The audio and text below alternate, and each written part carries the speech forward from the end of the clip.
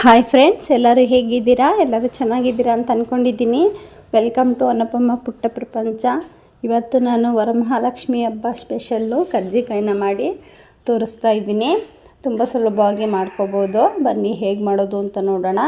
ನೋಡೋದಕ್ಕಿಂತ ಮುಂಚೆ ಯಾರು ಈ ವಿಡಿಯೋನ ಸಬ್ಸ್ಕ್ರೈಬ್ ಮಾಡದೆ ನೋಡ್ತಾ ಇದ್ದೀರಾ, ಈ ಕೂಡಲೇ ಸಬ್ಸ್ಕ್ರೈಬ್ ಮಾಡಿ, ಪಕ್ಕದಲ್ಲಿರೋ ಬೆಲ್ ಬಟನ್ನ ಕ್ಲಿಕ್ ಮಾಡಿ, ಆಲ್ ಅನ್ನೋ ಆಪ್ಷನ್ನ ಸೆಲೆಕ್ಟ್ ಮಾಡಿ, ಹಾಗೆ ನಿಮ್ಮ ಫ್ರೆಂಡ್ಸ್ಗಳಿಗೆಲ್ಲ ಶೇರ್ ಮಾಡಿ, ಲೈಕ್ ಮಾಡಿ, ಇದೇ ಥರ ಸಪೋರ್ಟ್ ಮಾಡ್ತಾಯಿರಿ. ಹಾಗಿದ್ರೆ ಬನ್ನಿ, ತಡ ಮಾಡೋದು ಬೇಡ, ಹೇಗೆ ಮಾಡೋದು ಅಂತ ನೋಡೋಣ.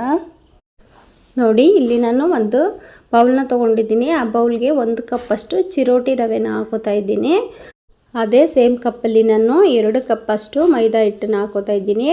ನೀವು ಎಷ್ಟನ್ನ ಯಾವ್ದು ಬೇಕಾದರೂ ಕ್ವಾಂಟಿಟಿನಲ್ಲಿ ತೊಗೋಬೋದು. ಅಂದರೆ ನೀವು 2 ಕಪ್ಪಷ್ಟು ಚಿರೋಟಿ ರವೆನ ಹಾಕೋಬೋದು, 1 ಕಪ್ಪಷ್ಟು ಮೈದಾ ಹಿಟ್ಟನ್ನು ಹಾಕೋಬೋದು. ನಾನಿಲ್ಲಿ 1 ಕಪ್ಪಷ್ಟು ಚಿರೋಟಿ ರವೆ, 2 ಕಪ್ಪಷ್ಟು ಮೈದಾ ಹಿಟ್ಟನ್ನು ಹಾಕೋತಾ ಇದ್ದೀನಿ. ಹಾಗೆ ಸ್ವಲ್ಪ ಒಂದು ಅರ್ಧ ಸ್ಪೂನ್ನಷ್ಟು ಉಪ್ಪನ್ನು ಹಾಕೋತಾ ಇದ್ದೀನಿ. ಇಷ್ಟನ್ನ ಹಾಕ್ಕೊಂಡ್ರೆ ಅದಕ್ಕೆ ನಾನು 1-2 ಸ್ಪೂನ್ನಷ್ಟು ಎಣ್ಣೆನ ಹಾಕೋತಾ ಇದ್ದೀನಿ. ಎಣ್ಣೆ ಹಾಕ್ಕೊಂಡು ನೀಟಾಗಿ ಒಂದು ಸಲ ಮಿಕ್ಸ್ ಮಾಡ್ಕೊಳ್ಳಿ. ಹಾಗೆ ಡ್ರೈ ನೀರನ್ನು ಹಾಕ್ಕೊಳ್ದೆ ನೀಟಾಗಿ ಒಂದು ಸಲ ಮಿಕ್ಸ್ ಮಾಡ್ಕೊಳ್ಳಿ.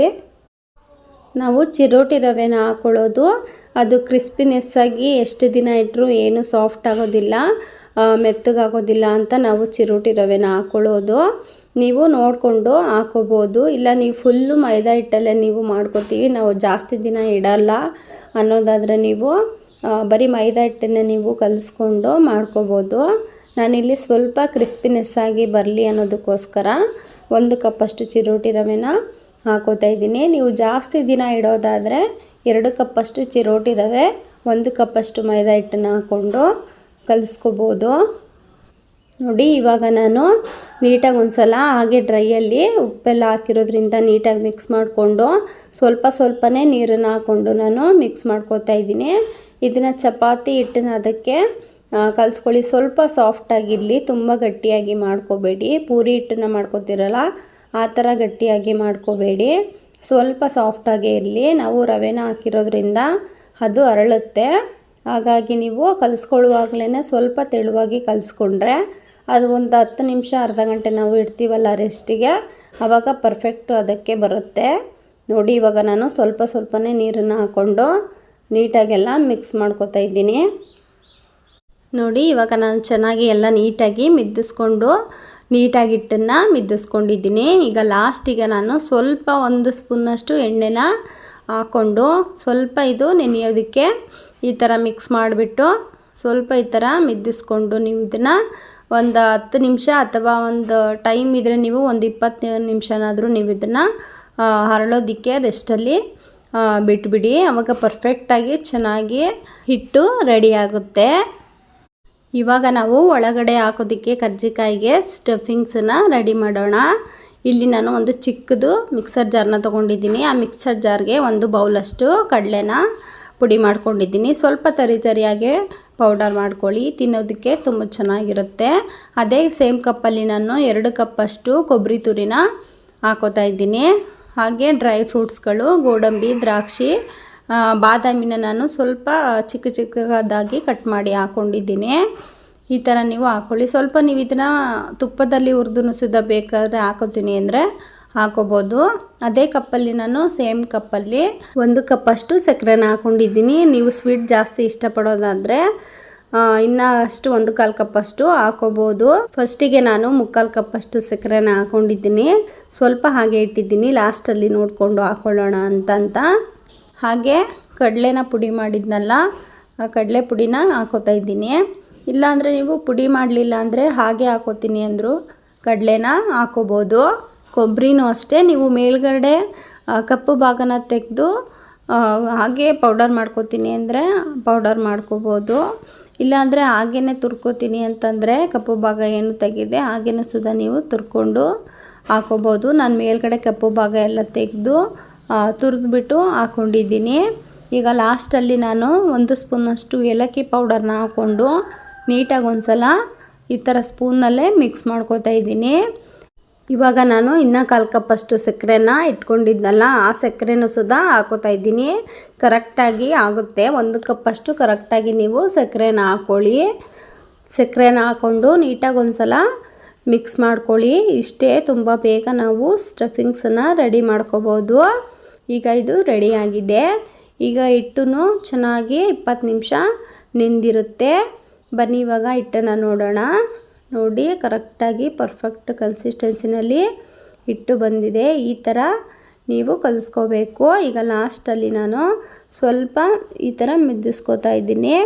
ಒಂದು ಅರ್ಧ ನಿಮಿಷ ಈ ಥರ ಮಿದ್ದಿಸ್ಕೊಳ್ಳಿ. ಮಿದ್ದಿಸ್ಕೊಂಡು ನೀವು ಹಿಟ್ಟನ್ನು ಲಟ್ಟಿಸ್ಕೋಬೋದು. ನೋಡಿ, ಇವಾಗ ನಾನು ಲಟ್ಟಿಸ್ಕೊಳ್ಳೋದಕ್ಕೆ ಹಿಟ್ಟನ್ನು ತಗೋತಾ ಇದ್ದೀನಿ. ನೀವು ಚಿಕ್ಕದಾಗೇ ಹಿಟ್ಟನ್ನು ತಗೊಳ್ಳಿ. ಸ್ವಲ್ಪ ನೀವು ಪೂರಿ ಹಿಟ್ಟಿಗೆ ಎಷ್ಟು ತಗೋತೀರಾ ಅಷ್ಟು ಸೈಜಲ್ಲಿ ನೀವು ಹಿಟ್ಟನ್ನು ತಗೊಳ್ಳಿ. ನೀವು ಕಜ್ಜಿಕಾಯಿನ ಸ್ವಲ್ಪ ದೊಡ್ಡ ಸೈಜ್ನಲ್ಲಿ ಮಾಡ್ಕೋತೀನಿ ಅಂತಂದರೆ ನೀವು ಸ್ವಲ್ಪ ಜಾಸ್ತಿ ಹಿಟ್ಟನ್ನು ತಗೋಬೇಕಾಗುತ್ತೆ. ಈಗ ಹಿಟ್ಟನ್ನು ನಾನು ಸ್ವಲ್ಪ ಮೈದಾ ಹಿಟ್ಟಿನಲ್ಲಿ ಅದ್ದಿ ಹಾಕೋತಾ ಇದ್ದೀನಿ. ಹಾಗೆ ಲಟ್ಟಿಸ್ಕೊಳ್ಳೋದಕ್ಕೂ ಸ್ವಲ್ಪ ಹಿಟ್ಟನ್ನು ಹಾಕೋತಾ ಇದ್ದೀನಿ. ಹಿಟ್ಟನ್ನು ಹಾಕ್ಕೊಂಡು ನಾನಿವಾಗ ಲಟ್ಟಿಸ್ಕೋತಾ ಇದ್ದೀನಿ. ನೋಡಿ, ನಾನು ಕಜ್ಜಿಕಾಯಿ ಸ್ಟಫಿಂಗ್ಸು ಮಾಡೋದಿದೆ, ಅದರಲ್ಲಿ ನಾನು ಮಾಡ್ತಾಯಿದ್ದೀನಿ. ಹಾಗೆ ನೀವು ಸ್ವಲ್ಪ ದೊಡ್ಡ ಸೈಜದಿದ್ದರೆ ದೊಡ್ಡ ಸೈಜಲ್ಲೂ ಮಾಡ್ಕೋಬೋದು. ನಾನಿಲ್ಲಿ ಲಕ್ಷ್ಮಿಗೆ, ವರಮಹಾಲಕ್ಷ್ಮಿ ಹಬ್ಬಕ್ಕೆ ನಾನು ದೇವರ ಮುಂದೆ ಇಡೋದಕ್ಕೆ ನೈವೇದ್ಯಕ್ಕೆ ಮಾಡ್ತಾಯಿದ್ದೀನಿ. ಅದಕ್ಕೋಸ್ಕರ ನಾನಿಲ್ಲಿ ಸ್ವಲ್ಪ ದೊಡ್ಡ ಸೈಜಲ್ಲೂ ಸುತ್ತ ನಾನು ಒಂದು 5 ಮಾಡ್ಕೋತಾ ಇದ್ದೀನಿ. ನಾನು ನಿಮಗೆ ಅದರಲ್ಲೂ ತೋರಿಸ್ತೀನಿ ಹೇಗೆ ಮಾಡ್ಕೊಳ್ಳೋದು ಅಂತ. ನೋಡಿ, ಇವಾಗ ನಾನು ಇಷ್ಟ ಅಗಲವಾಗಿ ನಾನು ಲಟ್ಟಿಸ್ಕೊಂಡಿದ್ದೀನಿ. ಈಗ ಕಜ್ಜಿಕಾಯಿನ ಸ್ಟಫಿಂಗ್ಸ್ ಹಾಕೋದಿದೆಯಲ್ಲ, ಕಜ್ಜಿಕಾಯಿ ಮಾಡೋದೆ, ಅದಕ್ಕೆ ನಾನು ಈ ಥರ ಹಾಕೋತಾ ಇದ್ದೀನಿ. ಹಾಕ್ಕೊಂಡು ನಾವು ಸ್ಟಫಿಂಗ್ಸನ್ನು ಸ್ವಲ್ಪ ಒಂದು ಸ್ಪೂನನ್ನು ತಗೊಂಡು ಅದ್ರ ಒಳಗಡೆ ಎಷ್ಟು ಹಿಡಿಯುತ್ತೆ ಅಷ್ಟನ್ನು ನಾವು ಹಾಕ್ಕೊಳ್ಳೋಣ. ನೋಡಿ, ನಾನಿಲ್ಲಿ 1 ಸ್ಪೂನಷ್ಟು ಹಾಕೋತಾ ಇದ್ದೀನಿ. ಹಾಕ್ಕೊಂಡು ಸುತ್ತ ನಾವು ಅದು ಆಚೆ ಹೋಗ್ದೇ ಇರೋ ಹಾಗೆ ಕೈನಲ್ಲಿ ಈ ಥರ ಒಳಗಡೆ ತಳ್ಕೊಂಡು ಕರೆಕ್ಟಾಗಿ ಅಷ್ಟು ಅಗಲವಾಗಿ ಕೂತ್ಕೊಳ್ಳೋ ಥರ ನೀವು ಸ್ಟಫಿಂಗ್ಸನ್ನು ತುಂಬ್ಕೋಬೇಕು. ಈಗ ಸೈಡಿಗೆ ನಾನು ಸ್ವಲ್ಪ ಎಣ್ಣೆನ ಈ ಥರ ಕೈನಲ್ಲೇ ಬೆರಳಿನಲ್ಲೇ ಹಚ್ಕೋತಾ ಇದ್ದೀನಿ. ಈ ಥರ ಎಣ್ಣೆನೇ ಹಾಕೋದ್ರಿಂದ ನೀಟಾಗಿ ಕಚ್ಕೊಳ್ಳುತ್ತೆ ಅಂತ ಅಷ್ಟೇ. ನೋಡಿ, ಈ ಥರ ನೀವು ಸ್ವಲ್ಪ ಈ ತುದಿನಲ್ಲಿ ಪ್ರೆಸ್ ಮಾಡ್ಕೊಳ್ಳಿ ಅಷ್ಟೇ. ನೋಡಿ, ಈ ಥರ ನಾನು ಸ್ವಲ್ಪ ಕೈನಲ್ಲಿ ಪ್ರೆಸ್ ಮಾಡ್ಕೊತೀನಿ. ಈ ಥರ ಮಾಡಿಕೊಂಡ್ರೆ ಬೇಗ ಕಚ್ಚುತ್ತೆ. ಈಗ ನಾನು ಎಕ್ಸ್ಟ್ರಾ ಇರೋ ಹಿಟ್ಟನ್ನು ಎಲ್ಲ ಫುಲ್ಲು ಅದೇ ಶೇಪ್ನಲ್ಲಿ ತೆಗೆದುಬಿಡ್ತೀನಿ. ತೆಗೆದುಬಿಟ್ಟು ನೀವು ಇದನ್ನು ಓಪನ್ ಮಾಡಿಕೊಂಡು ನಿಧಾನವಾಗಿ ತೆಕ್ಕೊಂಡ್ರೆ ನೀಟಾಗಿ ಕರೆಕ್ಟಾಗಿ ಬರುತ್ತೆ. ಸ್ವಲ್ಪ ನೀವು ನೀಟಾಗೇನು ಪ್ರೆಸ್ ಮಾಡಿಲ್ಲ ಅಂತಂದರೆ ಅದು ಬಿಟ್ಟೋಗಿಬಿಡುತ್ತೆ, ಸ್ಟಫಿಂಗ್ಸ್ ಎಲ್ಲ ಈಚೆ ಬಂದ್ಬಿಡುತ್ತೆ.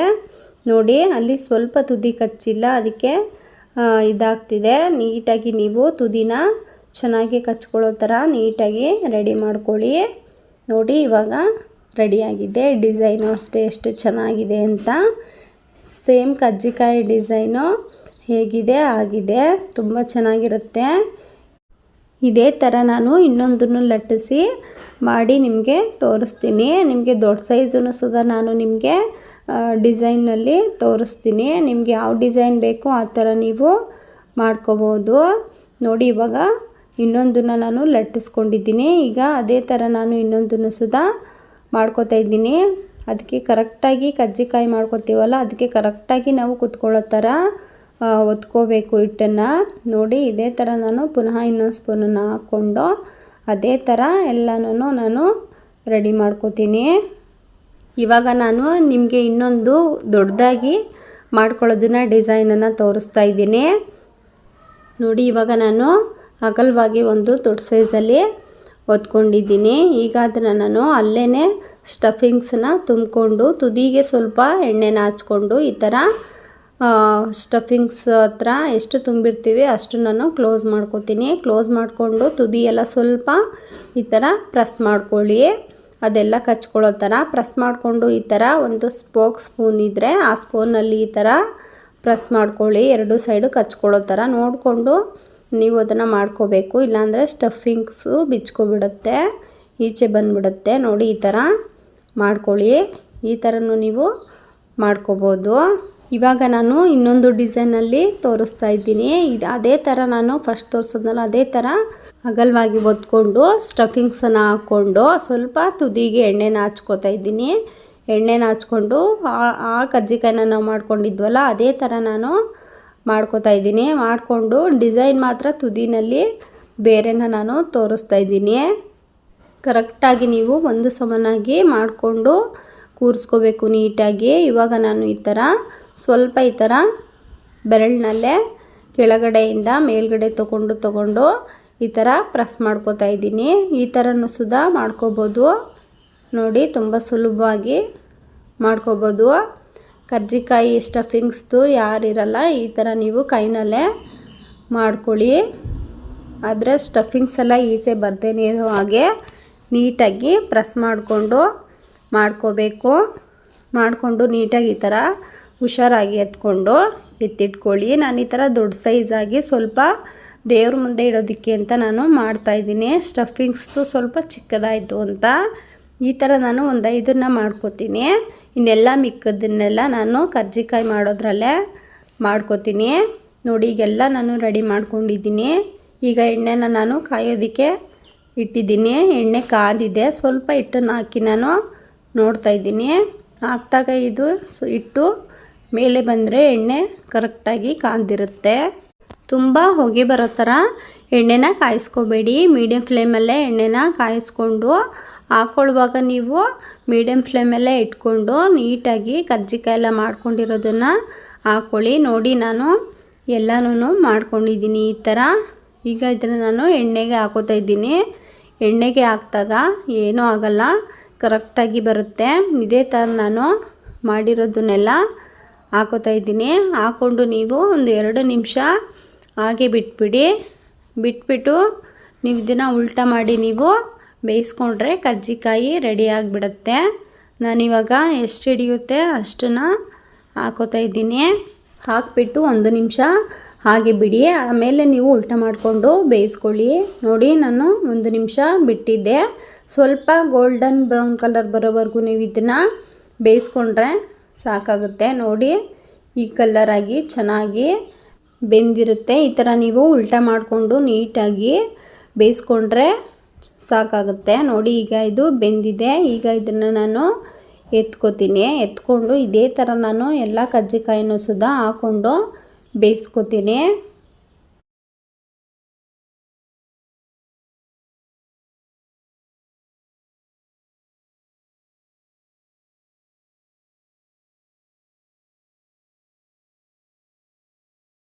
ನೋಡಿ ಇವಾಗ ಕರ್ಜಿಕಾಯನ್ನ ಚೆನ್ನಾಗಿ ಎಲ್ಲ ನಾನು ಬೇಯಿಸ್ಕೊಂಡಿದ್ದೀನಿ. ನೋಡಿ ಎಷ್ಟು ಚೆನ್ನಾಗಿ ಬಂದಿದೆ ಅಂತ. ತುಂಬ ಚೆನ್ನಾಗಿರುತ್ತೆ. ತುಂಬ ಸುಲಭವಾಗಿಯೂ ಸುಧಾ ಮಾಡ್ಕೋಬೋದು. ಮಕ್ಕಳುಗಳು ಮನೆಯಲ್ಲಿದ್ದರೆ ಈ ಥರ ಏನಾದರೂ ತಿಂಡಿನ ಮಾಡಿಕೊಟ್ರು ಸುಧಾ ಬೇಗನೂ ಆಗುತ್ತೆ, ಇಷ್ಟಪಟ್ಟು ತಿಂತಾರೆ. ನೀವೊಂದು ಸಲ ಟ್ರೈ ಮಾಡಿ ನೋಡಿ. ನೀವು ಮಾಡಿ ನನಗೆ ಹೇಗೆ ಬಂದಿದೆ ಅಂತ ಕಾಮೆಂಟ್ ಬಾಕ್ಸಲ್ಲಿ ತಿಳಿಸಿ. ಹಾಗೆ ನಿಮಗೆ ಈ ಕರ್ಜಿಕಾಯಿ ರೆಸಿಪಿ ಇಷ್ಟ ಆದರೆ ಪ್ಲೀಸ್ ಸಬ್ಸ್ಕ್ರೈಬ್ ಮಾಡಿ. ಪಕ್ಕದಲ್ಲೇ ಇರೋ ಬೆಲ್ ಬಟನ್ನ ಕ್ಲಿಕ್ ಮಾಡಿ, ಆಲ್ ಅನ್ನೋ ಆಪ್ಷನ್ನ ಸೆಲೆಕ್ಟ್ ಮಾಡಿ. ಹಾಗೆ ನಿಮ್ಮ ಫ್ರೆಂಡ್ಸ್ಗಳಿಗೆಲ್ಲ ಶೇರ್ ಮಾಡಿ, ಲೈಕ್ ಮಾಡಿ.